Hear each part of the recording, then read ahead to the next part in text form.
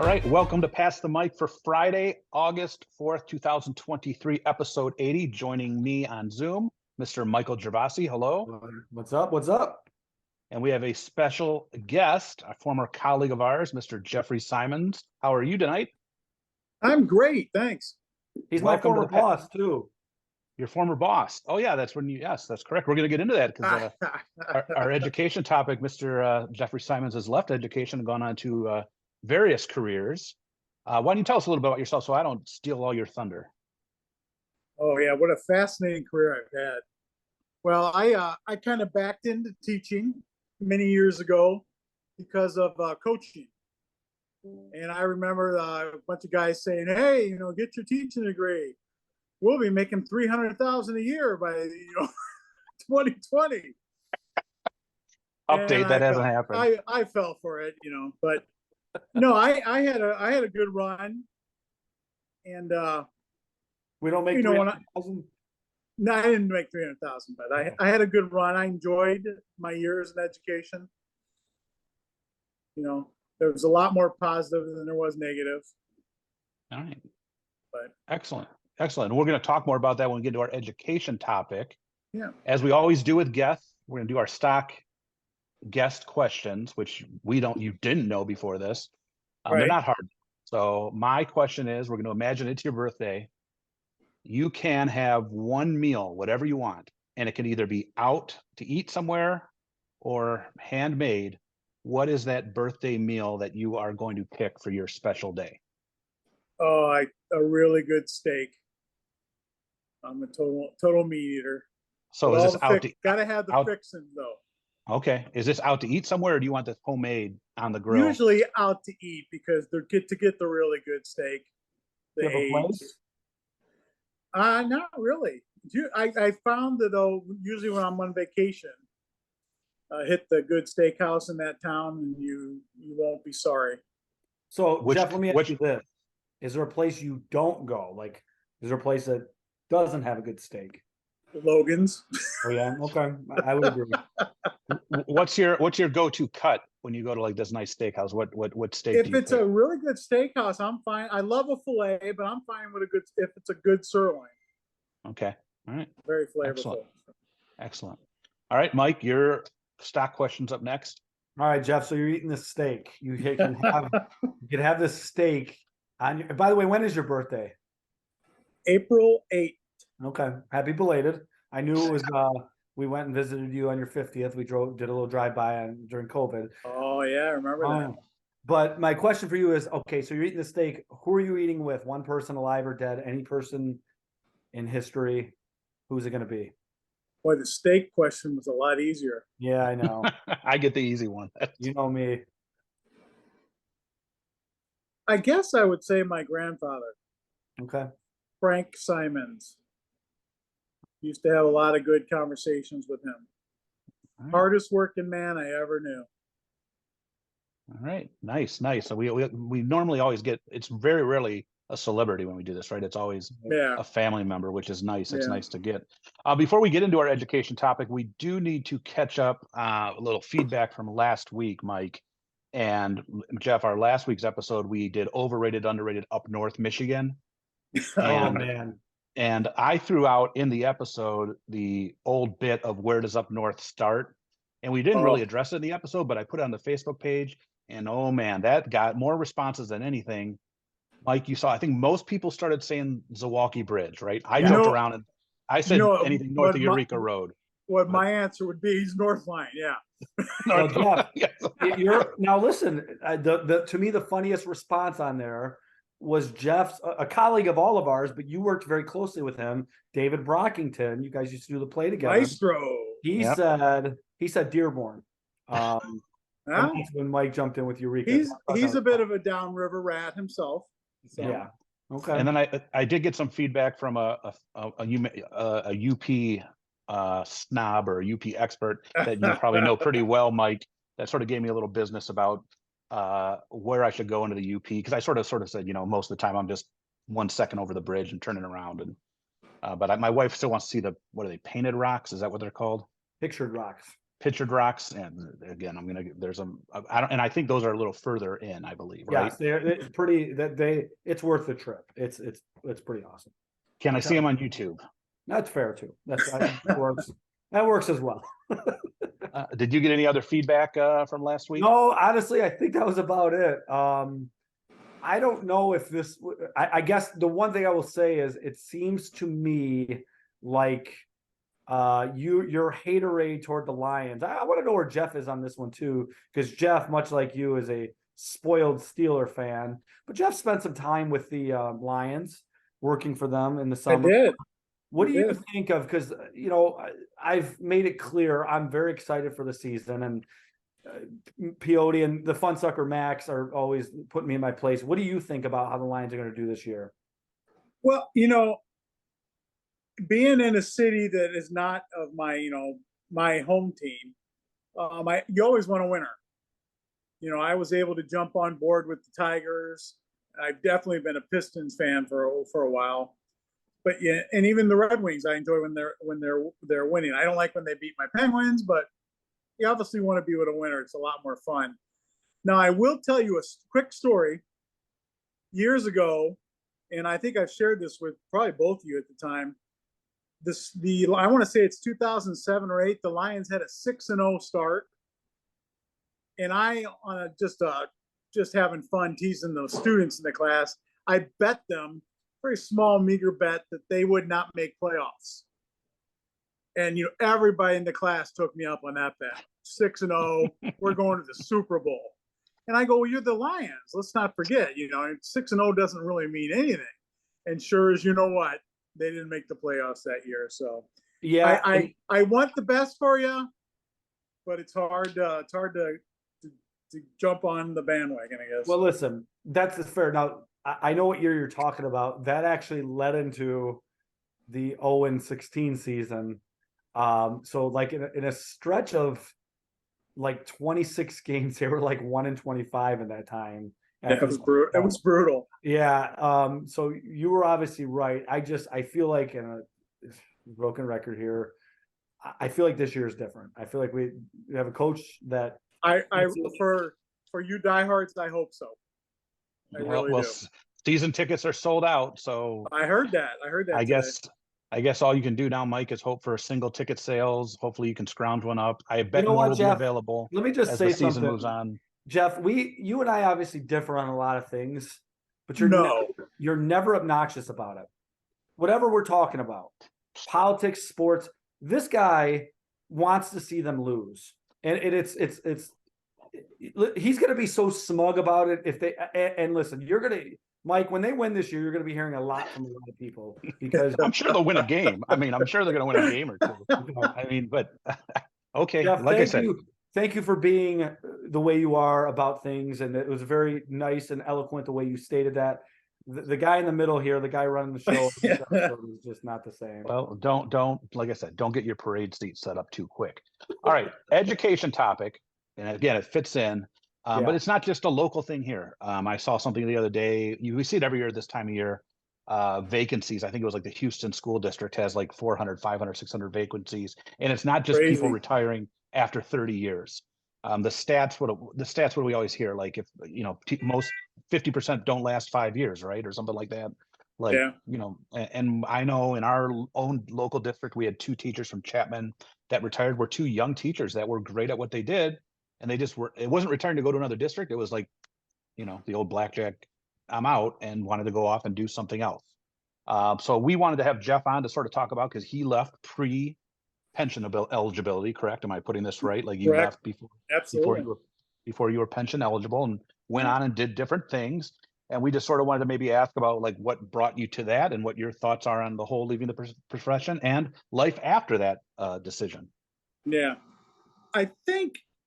Well, I can't name the minute that I knew I was done, but I can go back to a story with a certain observation specialist, meaning one of my admins, who came in a couple years earlier than this, and made the comment in both on paper and in my personal meeting that I was one of the best lecturers that he thought we had at the school.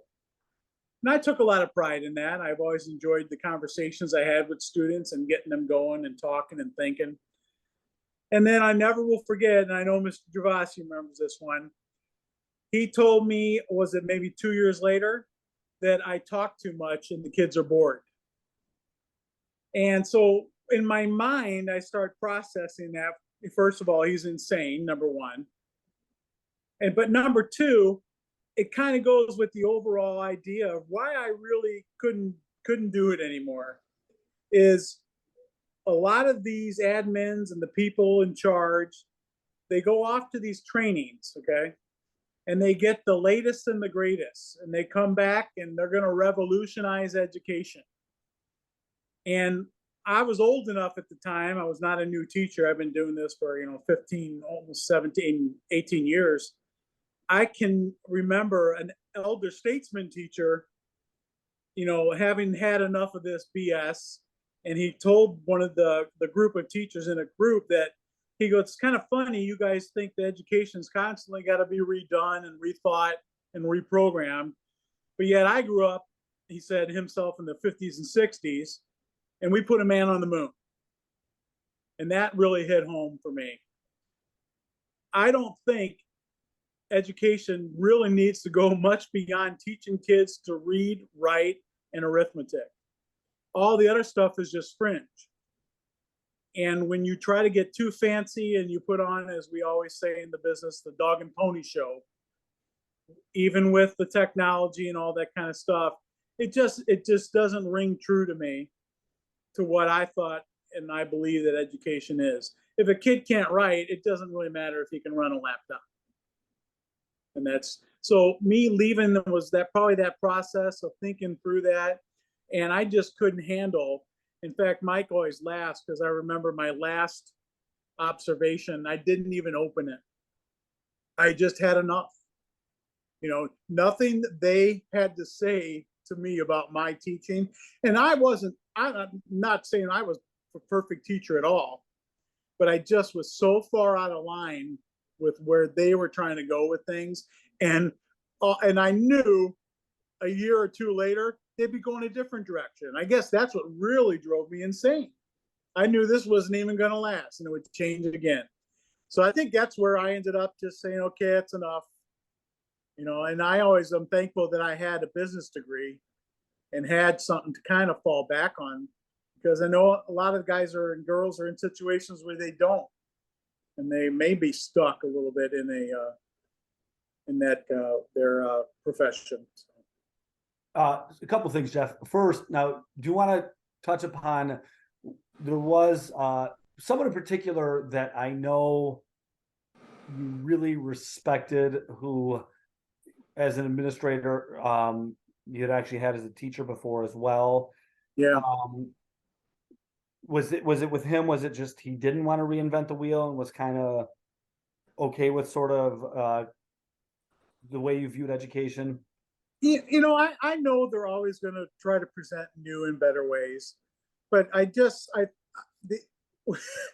what really got me about this one admin, you guys know who I'm talking about, is he thought he was great, and I didn't think much of him.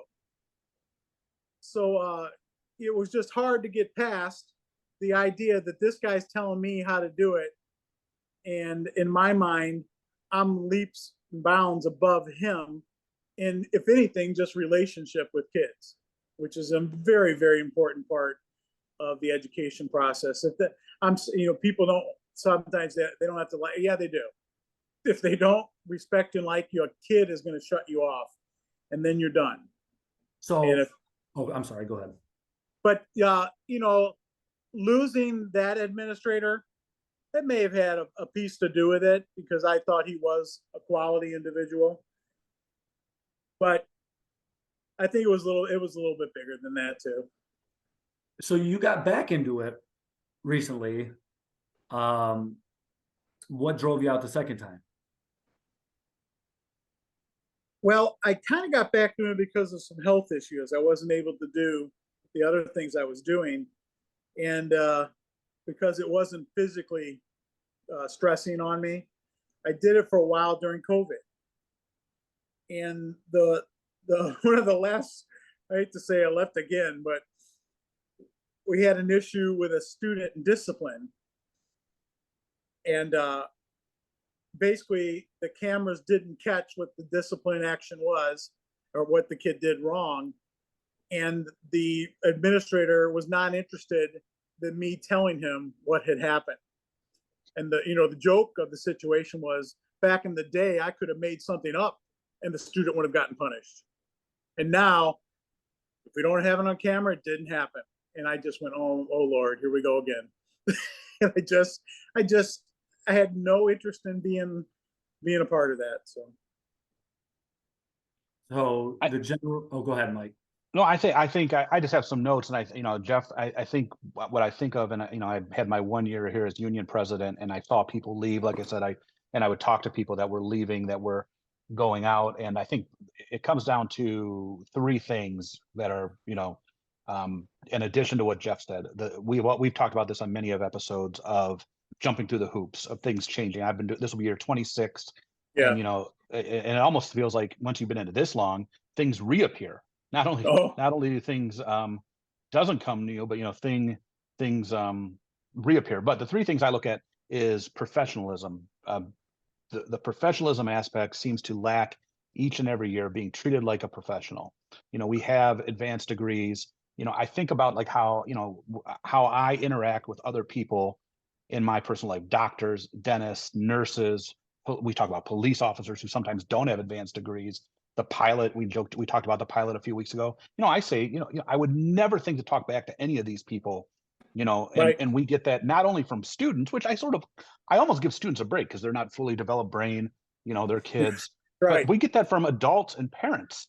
And it's just like shocking to me, like absolutely shocking to me. So it's sort of like, okay, I put all this time and effort into it. And yes, I get it. Every once in a while, a doctor gets bad mouth but for the most part, I feel like there's a green light in the past, and almost like, well, let the parent have their word, Oh yeah. And so, because for some reason, I've never once told a Delta pilot how to fly a plane, or told I don't go to my doctor and he does the checkup and I say, well, are you sure about that? Or Right. do you think we should try this? But because everyone's gone through a school, they think they can give their 2 cents of how the school should be run. And I'm with that, not just teachers. I get it for administrators. It sucks for them too. That aspect of what we're talking about is lousy for them too. They have to sit there. I would, and Mike, me well. I have the worst poker face. So if I was an admin and this parent was across saying this to me, that's probably the toughest part. If I was interviewing an admin, I'd be like, let me see your poker face. Let me be the parent blasting you. How much can you hide this? I want to smack this person across the face look. So there's the professionalism. There is the everyone an expert in education, whereas you don't have that in most other fields. And then there is the very slow growth of pay. Now, where I am at the end, yes, I finally scratched and clawed and got to a good point, but I'm 26 years in. So what? So it's sort of, and I have 2 degrees, like I have, as much college degrees as, some medical fields have and that sort of thing. And so, yes, are things getting better? But still, for the time and effort put into it, I don't know how great it is. So I think people see that. Those young teachers, that's where that growth of pay happens. I mean, people started in ours, we're step one, we're just, prior to this new contract, we're just at $40,000. You have college students coming out with debt, and they come in and they get that. And then I hear about I was getting dinner at Applebee's and talking to one of my student council kids, Hannah Sullivan, talking about the money she made waitressing and bartending at Applebee's for the last couple of weeks, and it's more than $40,000 a year, and you're not dealing with any of the previous things that I complained about. So why not? So I have a student teacher in the fall, and that's one of the things that I'm going to address with him. And it's funny because when I was student teaching, the very first thing my cooperating teacher told me was a financial issue. And I was like, man, what kind of teacher is this guy? We're not talking history. We're talking about buying years and all that stuff. And I'm going to do the same thing with him. If, projecting yourself down the road, I like what I do. I like what I do a lot. Even my worst day, I think, is better than a lot of people's best in terms of how I feel when I go home.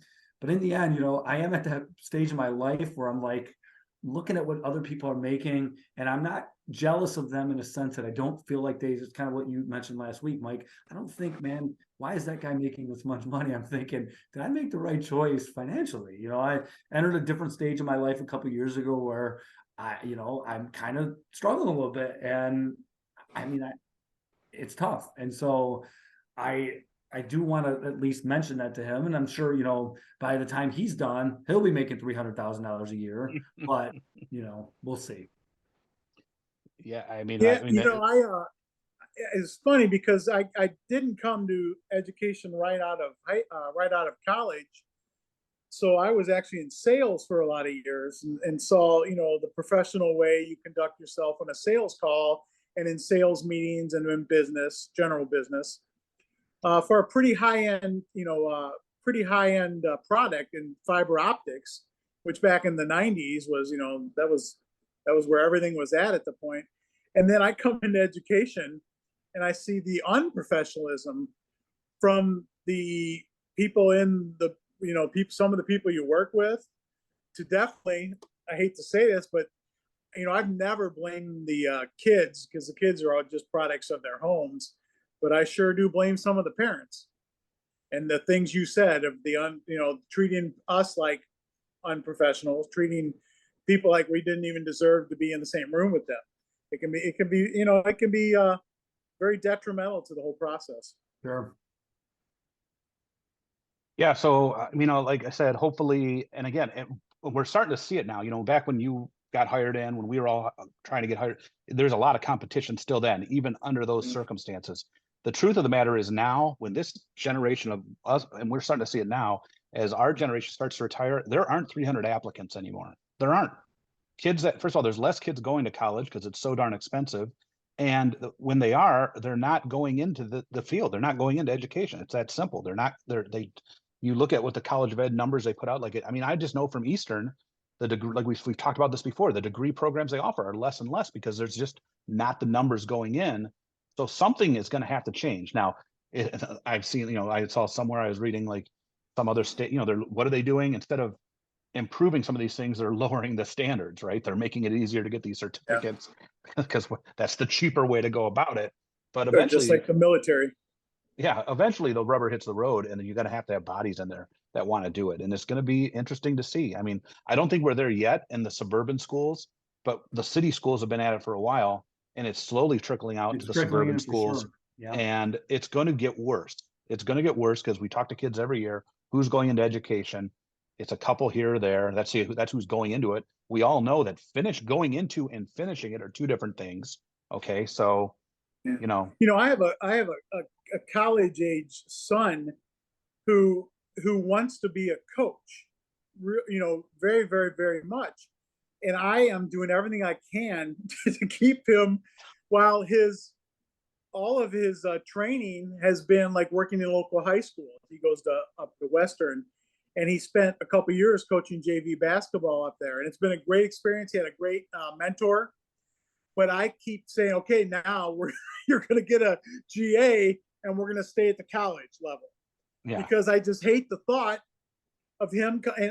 And I hate to say that. I feel horrible because I was very excited when I, was teaching, and I was very excited about what I did and who I was and everything. But I don't want to see them go through that for a multitude of reasons. Yep. I think that's the normal parent for almost most jobs. I know, because we said, we talked before, when I told my dad I wanted to be an airline mechanic, he said absolutely not. And I've already gave the speech to my college age daughter to stay away from the College of Ed. You can there's plenty of other colleges in Ann Arbor that you can find something to do. So, but great topic. I appreciate your candor and your input. And I hope, like I said, my hope is, I'm in my last 5 to 7 years either way. I'm pension eligible now, but I have college age daughter and one that's going to be a college age son in a couple of years. So I'm definitely gonna be working a few years, but I hope by the time I'm walking out that things have sort of changed and it has to go get better. Yeah. Or I don't know who they're going to find to do it. I'm not trying to say that I don't like my job currently. It's just the fact of the matter. The number of applications that I see come in, it has to improve. We're just one small district, medium district in the southern part of Wayne County. There's many other districts around us that are much bigger, and you get up into Oakland and Macomb County, they're all going to take bodies. They're all going to take bodies, and I don't know who's going to be doing this work. So, all right, overrated, underrated this week, and this sort of ties into you are in the business of real estate now, correct? Post education. Yeah. Want to give a little plug to your home base or company? Yeah. Or whatever? Grapevine Realty out of Wyandotte there. And so I've been almost, I guess, a year now. I've been doing that with also emphasis on rehab and homes. Okay. And it was kind of, I just kind of fell into it because one of my friends was the broker, Sandy Tobin, up at Grapevine Realty. And she said, well, you might as well, you should get your real estate license, and then you can do that end of it too. And it made sense to me. And then it also gives me a little bit better understanding of the home buying process in general. So nice. Hey, Well, Jeff, hey, can I just ask, when you Zoom during your work days, do you like fade out like you're doing right now and kind of show a small part of your head? This is getting pretty funny. Well, we are a podcast, right? We're just yes. I mean, Spotify hosts it as video. We don't normally, right. But you'll be fine. Yes, for the Mike is. Jeff has some weird little Zoom, like an auto feature. Something weird's going on here. It just readjusted on its own. Yeah, it must auto find him or something. By the way, that is an unpaid promotion, Dr. Rice. We did not pass the mic. Did not receive any compensation for that promotion. Jeff, do you remember Dr. Rice? He tends well, he didn't know. He did not know him. He knew him as Mr. Rice. My mentor. I know he's Dr. Rice. What I am today. He's a doctor now. So okay, Dr. Rice, that's good. Yes. So overrated, underrated this week is the home buying process. What is overrated, underrated about? And I've only dealt with a realtor twice in my life. Way back when I bought my first house and behind A&W, back where you are now, Mike. And then when I sold it, even though I was buying new construction, I don't know, maybe my realtor that was selling my house sort of helped me out with the agency buying the house. But I still remember that first time many years ago, house shopping, the actual aspect of house shopping, even though I built the second one. So we're going to talk about that this week. And I'm sure Jeff is definitely the expert on this. What is overrated about that aspect of shopping for your home? Well, you're also talking to a guy that for years bought houses in very unusual ways. For example, the one I live in now, I bought at a garage sale. So, without realtors, so I've done it with real, I've done it both ways over the years, but I've done a lot of for sale by owner. I also, first couple houses when I lived in Pittsburgh were also for sale by owners because they were definitely fixer uppers. There are benefits to going both ways. For example, on both of those, I was going after a certain house. So if you have a target, morale realtors don't want to hear me say that, but a lot of your title company will do all the work for you. Yeah. So they'll make sure the process is followed. The realtor can definitely help you, first of all, with the marketing end, with the use of the MLS or the multi-list service. And then they can also help you searching, and you're searching for, if you just say, I just want a 2 or 3 bedroom and 2 bath, and you don't know much more than that. A realtor can be very, very helpful. So, all right, Mike, what do you got?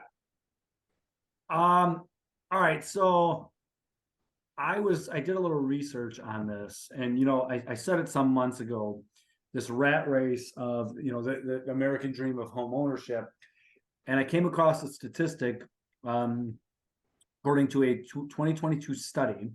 78% of homeowners have regrets about purchasing a home within the previous 12 months. Respondents cited misunderstanding the expenses related to owning the home, having too many unexpected issues arise, and dealing with too much maintenance and upkeep as points of frustration. So I'm just going the overrated aspect. I said it before, I'll say it again. Just the idea of owning a home. I know that it is the number one way of acquiring wealth in this country, which kind of makes it sort of frightening for the next generation going forward. But just in terms of that idea, and again, I was just a part of this process recently. If I had, knowing what I know now, what I would do differently, that's the overrated aspect. And that statistic, I think, backs that up. Yeah.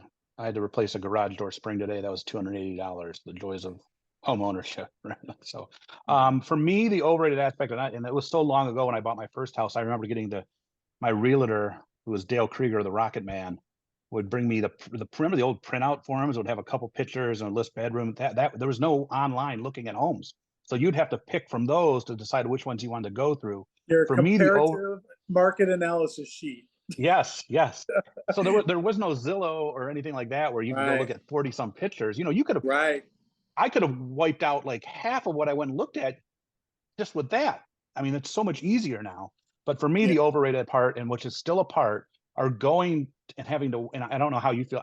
I could never do your job, Jeff, because for me, those days of going to open houses, especially when people were home, in the rare occurrences, it was just so weird. It was so weird. And I'll never forget, we were in a house in Trenton, and we walk in, and it was not good. It was a dump. Let's put it nicely. So we go to the basement, and our realtor starts apologizing to us and saying how this is such a dump and everything. But he was not. We walked out, and my wife was like, he was not very quiet at all. There's no way that woman did not hear us. But to me, it was just such an awkward thing. And then again, I eventually bought the house back where Mike lives, and the people were there. I still remember they were there, and we walked through it. And it was eventually, it's like anything else. It's like you find more pros than there are cons, and of course, the price, obviously, it's so difficult now. Back then, there weren't 5 offers that were, competing with each other. The market now is so crazy, but the interest rate is back to what it was. My first mortgage was 7% back there behind A&W. It's funny how all things come around, but to me, it's that aspect of walking around with other people, just weird. Yeah, that's not my favorite, and it's actually doing things the way I do it. I don't do that a lot, but I will tell you on the listing side, if in going off what you just said, walking into that horror show, if you don't get a listing agent that doesn't come in and be brutally honest about your house, you're not doing yourself any service. Now, if you decide I don't want to fix it up, I'm just selling it as it, that's fine. But you need an agent who comes in and is honest with you, saying this is what people are looking for. That's kind of what they do. This is what people are looking for. So if you want to get top dollar, this, and this. So if you're not getting that, you're probably not getting the best agent to represent you. All right, excellent. Do you have anything for underrated for this part of the business? Yes. Go ahead. Okay. So for me, this is something I never considered until the house I live in now. There's a lot of things that are certainly important that you go over, but I'm in a house where, windows are very important and everybody knows that. The air circulation, the airflow. I have to run my air conditioner probably more in the summer than most. I'm pretty good about it in the winter, but the circulation doesn't work so well. And the airflow, it's something that really, when I start looking at houses, it's not something I really consider for the summer. But if you don't get any kind of cross breeze, you're going to be spending a lot of money on air conditioning. I do it because I feel like I have to. I don't like being uncomfortable. I actually left. You guys know I was cutting grass today. It was out a lot longer than I planned to be, so I didn't have the air on. I walked in my house today. It was 86. And you had the air on? No, I didn't. I could have had the windows open, but I don't get much circulation in this house. It's just not something that I look into, and I've only been a part of buying a house 3 different times. It's just not one of the things that comes up very often. What will come up is, okay, how are the windows for the winter? How is your sliding door and stuff like that to keeping the cool air out so you don't have to run your furnace as much? But for the summer, it doesn't come up as much. And I'm finding out now it's kind of a big deal. For me, the underrated was just, again, it's like anything else. It's the good part of like the excitement of, getting something, a change in life is basically what it was. And I still remember from, the first house, obviously but going from my first house to this house and building this house, the excitement there. Also, and I don't know if this is still a thing, every once in a while, like a realtor would have like cookies out or something, right? Is this like still an old trick, Jeff? Do you bake cookies and put them out? Oh, yeah. Or is that still put the roast in the crock pot, make it seem like you're coming home. Yeah, every light in the house has to be on, right? Is that still a part of the? But I remember like some houses there'd be cookies or sweets and stuff on an open house. Absolutely. And so me, Mike, you knew I was going to have some food aspect with this. So That's Every part of the time. underrated for house shopping. I don't see myself house shopping. When we bought this house many years ago, it was a sort of a level and a half, and everything is on the main floor for us. We have our master bedroom, bathroom, and laundry room, and the kids are upstairs. And that's part of the reason we did it instead of the standard colonial, because hey, we could stay in this house for many years, and with the way interest rates are now and stuff. And even though we have a lot of room, we're probably not going to be out of this house for a while. So. Well, hey, like I said, if you need a house, you have your man. He got the plug earlier in the episode. Jeff Symons is your man to see. So in this tough market, he'll find you something here downriver. All right, hot mic take for the week. Mike Gervasi, you were telling me something before the show. I don't know if you have something, Jeff, that you just want to get off your chest. That's what the hot mic take is. You're more than welcome to put in yours later. Mike, you want to start us off? I'll go, and if Jeff has something, you can go. What do you got? Yeah, you sort of hinted at it earlier. Yeah, we talked about this. We hinted at it. So so a story popped up today in a district around here. I can't remember which one it was, kind of around here, relatively speaking, that was very serious in nature. So serious. A school district. Yes. It involves student safety. And it's a really awful story. Whether it's true or not, I'm not sure. I'm not going to share the context of the story, but it's a horrible story. And I haven't seen I'm sure. I'm sure if I go to the Freep right now, it's not on the front page. I'm sure it's not on the Channel 4. It won't be on the Channel 7 News. Trenton High School forgot a letter in their greeting to the community. Oh, yeah. And you would have thought that this was they made the ultimate fatal mistake in students. I mean, it made the lead story. It was on the front page of the Freep. And it's just weird to me. And Mike, you mentioned local businesses have had this happen. You mentioned specific ones. Why is it taken?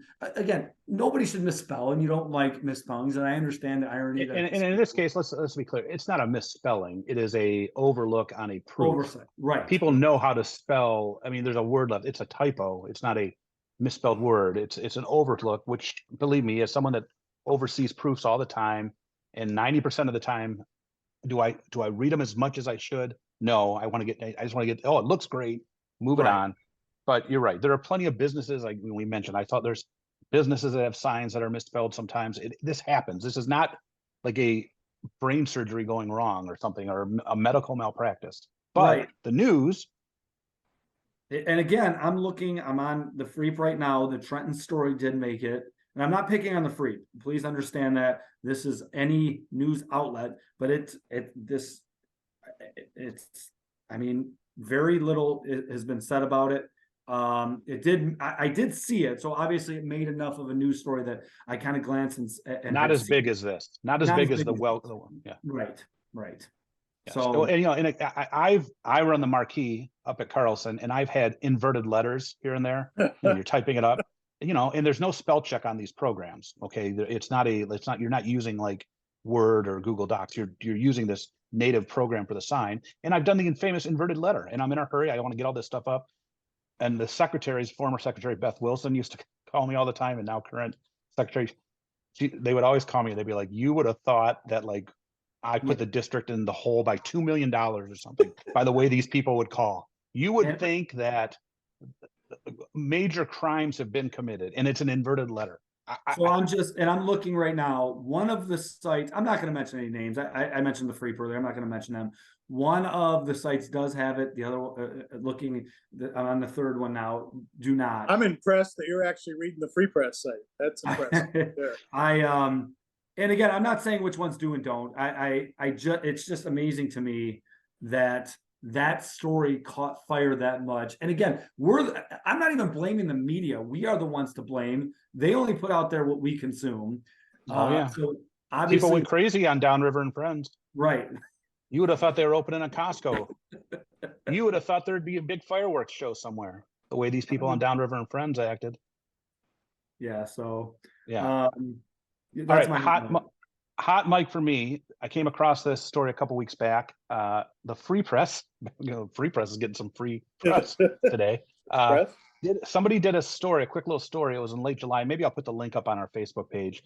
the person took the time to rank. We've done this before. We've talked about how back when we bashed the Four Seasons, not the music group, but the idea of Four Seasons of weather in Michigan. This guy took the time, a guy or gal, I can't remember, I think it was a guy, to rank all 12 months for the state of Michigan in order of least enjoyable month to the best month in Michigan. And it wasn't all, we sometimes all of our complaints are climate, but climate played a role, but also sort of like he took into account other things that are going on and that you can do, holidays, and so on and so forth. Mike, do you want to guess what the worst ranked month was for this guy? February. Jeff, you got a guess? August. It was January. And his disclaimer with January to February, the only reason February came second to last, because it has only 28 days. And so it's a little less miserable. And that's why, which I really thought was a great way to word it. That's why January is the worst. And then what about the top month for the state of Michigan? All those things combined. Mike, what's your guess? I'm going to go September. September? June. Jeff? June. October. Yeah, a lot of it had to do the holiday of Halloween. The climate is, for the most part, October. I think September is better. He still got some good warm days and cool, but he threw in, I think, the height of college football. I think, there was, like I said, there's college football in there, Michigan State's at the height of their season and that sort of thing. So yeah, and I'll post the link. That's why I said September, because of that school starting. I think September was up there pretty high too. I think July was second to best because of the 4th of July.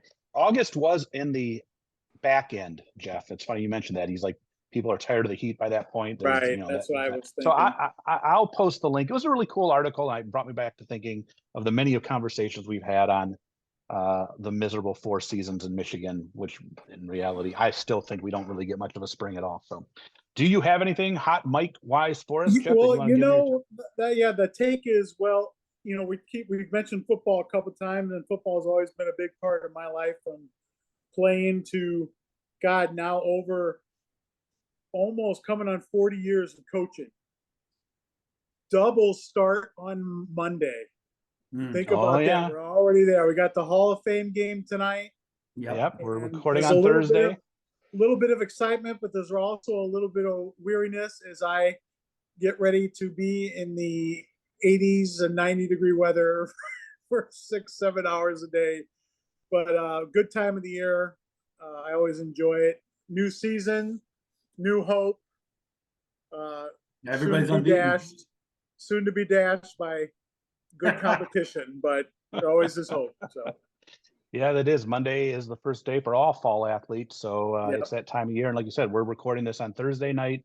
On the 3rd, the Hall of Fame game is kicking off. So football is back, although that's brutal. NFL preseason games are just. I read something today.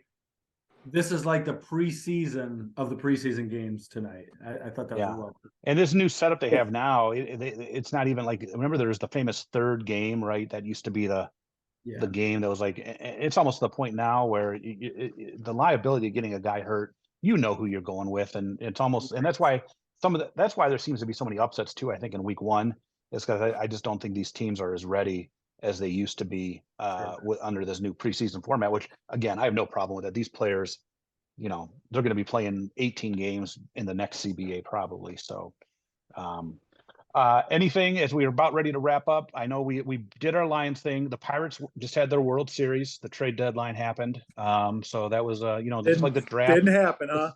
Just like the draft is Lions Super Bowl Sunday. The NFL draft, the World Series came and went in Pittsburgh and half their team they had a clip that they traded their catcher to Texas, and catching gear, he was catching in his Pirates gear in his first game down in Texas. Was he? It was the gray with the black and gold trim, because he didn't have anything that was available for him in Texas, so he was still any baseball players that play for the Pirates should be ready to move at a moment's notice. So So a couple things for me, Jeff, not to put you on the spot. Do you have a mic? We forgot that part of the show. Do you have a mic for us to put on the wall? The hot mic? No, never mind. Do you have a mic? We put mics on the wall. famous mic that if you want. God, I thought of one earlier. Who did I think of? It's all good. And we allow our guests to do repeats, so it doesn't matter. It can be anybody, any mic, celebrity, character mics, anybody. Oh, anything goes.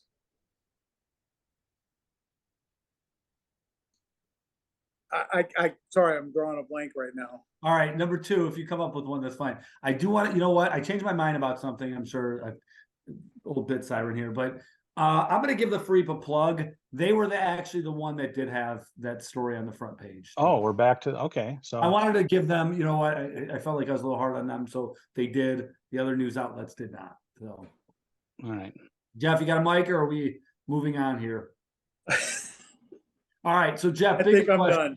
Bigger question. Bigger. Because you know, unless you call in, we won't be seeing you again. I mean, until football's. Certainly, you might be a guest on the show again, but you won't be here till after football season. That's for sure. Give us a Steelers prediction for this year. Oh, I'm pretty reserved when it comes to my Steelers. I keep it close to the belt, but I expect big things. I expect big things every year. With except for Coach Tomlin's game time decisions, I'm a true blue Steeler fan. You Steeler fans, man. It is I talked in last week's episode, and we talked a lot of this. I always think that whenever the Steelers are hyped up, that's when they have their worst seasons, which, again, we're going to sound awful. Worst seasons for the Steelers are like 9 and 8. And you know, most of the Super Bowl years, they do horrible in preseason. Yeah. So that's always that's so I look for that. I look for them not being. And so this year, they're being hyped up again quite a bit. You know, obviously everyone's picking Cincinnati. That was pre-Joe Burrow injury, which I don't ever cheer on an injury, but that's going to impact them a little bit if he's out for any considerable time. But I'm a little worried because I see Cincinnati picked up top, and then a lot of I see Pittsburgh 11-5, and I'm just like, oh man, because that's a tough conference. It's a tough, that AFC North. Well, they're talking about that conference or that division just being brutal. You could have 4 teams with 10 wins. Yeah, and that's why I am reserved. I think of all years, I think Tomlin's winning season streak, it's in its most risk, not because they're bad, but just because it's such a tough division. So it's not like the AFC games. Not like the AFC East days that Brady feasted on for years and padded his resume with. So and then funny, he goes to the NFC South when they're miserable and wins one last championship. So but that's it. I want to thank Jeff. Thank you for taking the time to join us. It was good to see you again. Well, thanks for the invite. Get that coach's whistle ready. Mike, I got my coach's whistle, and I got my clipboard ready for cross country season on Monday. We'll be on Grosjean if they let us across. If they let us cross on, what is that, the 18th, the 19th? What do we say, Mike? We plugged it Saturday. I think it would be the 19th. Saturday the 19th for the Simpsonian run. Sims run, yeah. Yes, you're still questionable, Mike, or what's your status? My kids are running. I'm leaning no. You're leaning no, so that we're doubtful, I think is the term. Yes.